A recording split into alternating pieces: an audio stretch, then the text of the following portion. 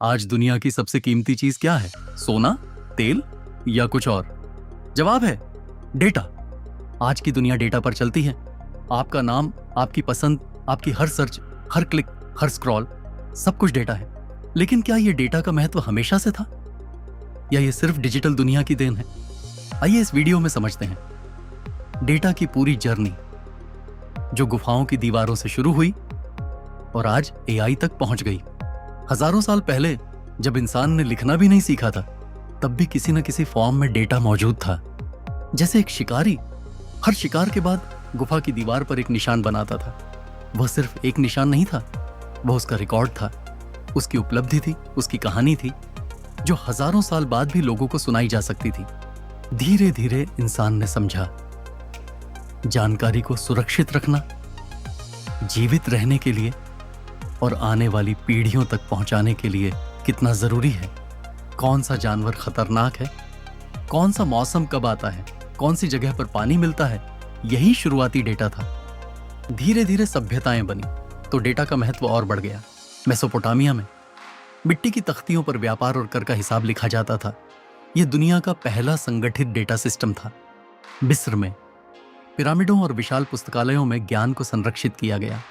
भारत में वेद शास्त्र, आयुर्वेद और राजस्व के रिकॉर्ड ताड़पत्र पर लिखे गए। चीन में जनसंख्या और व्यापार का डेटा व्यवस्थित रूप से रखा गया। लेखन की शुरुआत ही इसलिए हुई ताकि डेटा को बचाया जा सके और आने वाली पीढ़ियों तक बिना बदलाव के पहुंचाया जा सके। मध्यकाल आया और डेटा सिर्फ जानकारी नहीं रहा, यह सत्ता का संचालक बन गया। राजा अपनी प्रजा का डेटा रखते थे। किसके पास कितनी जमीन है, कौन कितना कर दे सकता है, कितना अनाज हुआ, और ऐसी ही ढेरों जानकारियां। इन जानकारियों को इकट्ठा करने और सुरक्षित रखने के लिए मंत्रालय बनाए गए। मुगल काल में अकबर का शासन डेटा आधारित प्रशासन का बहुत अच्छा उदाहरण है। आईने अकबरी एक ऐसी किताब जिसमें पूरे साम्राज्य का हर विवरण दर्ज था, और यह जानकारी अकबर को प्रशासन चलाने में बहुत मदद करती थी। जिसके पास सही जानकारी थी वही सत्ता को सही दिशा दे पाता था। लेकिन जब डेटा सिस्टम कमजोर हो तो परिणाम विनाशकारी हो सकते हैं। इसका एक उदाहरण मिलता है मोहम्मद बिन तुगलक से। उन्होंने सोने और चांदी की कमी दूर करने के लिए तांबे के सिक्कों को मुद्रा बनाया, लेकिन बिना मजबूत नियंत्रण के लोगों ने नकली सिक्के बनाने शुरू कर दिए, और यह निर्णय उनकी सबसे बड़ी असफलताओं में से एक बन गया। थोड़ा आगे बढ़ें तो 18वीं सदी में औद्योगिक क्रांति आई।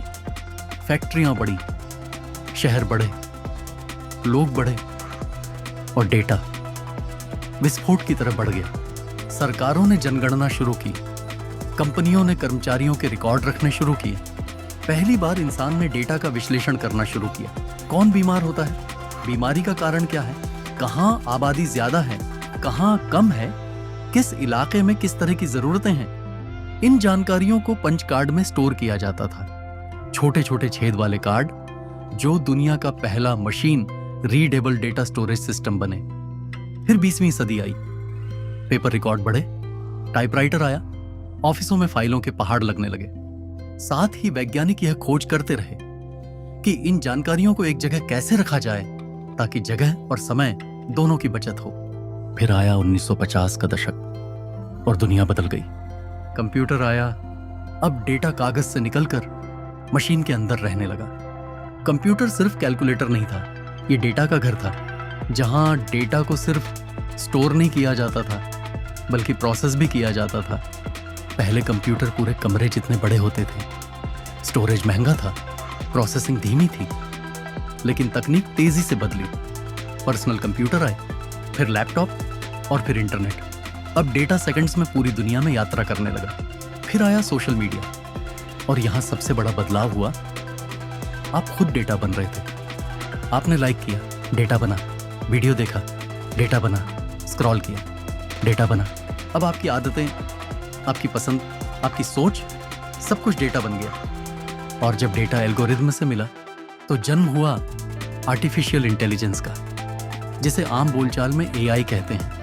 एआई डेटा से सीखता है, पैटर्न पहचानता है और निर्णय लेता है। लेकिन आज का एआई सिर्फ सीखता नहीं, ये नए पैटर्न भी बनाता है, नई जानकारी भी पैदा करता है। AI आपके लिए ट्रिप प्लान कर सकता है, ईमेल लिख सकता है, वीडियो स्क्रिप्ट बना सकता है, कोड लिख सकता है, डिजाइन बना सकता है, यहाँ तक कि आपके जैसा कंटेंट भी बना सकता है। जितना ज्यादा डेटा उतना ज्यादा पावरफुल AI। आज डेटा नया तेल है। आज सभी देश डेटा कानून बना रहे हैं। कंपनियां डेटा खरीद बेच रही हैं। जिसके पास डेटा उसके पास भविष्य।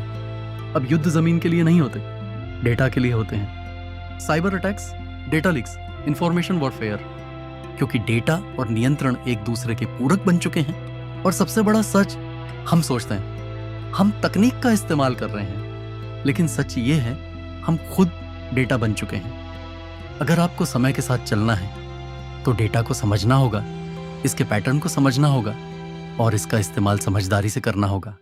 तो इसी के साथ वीडियो को समाप्त करते हैं। वीडियो को अंत तक देखने के लिए धन्यवाद। अगर आपको यह वीडियो अच्छा लगा हो तो कमेंट करें। डेटा और ऐसी ही रोचक जानकारियों के लिए चैनल को सब्सक्राइब करें।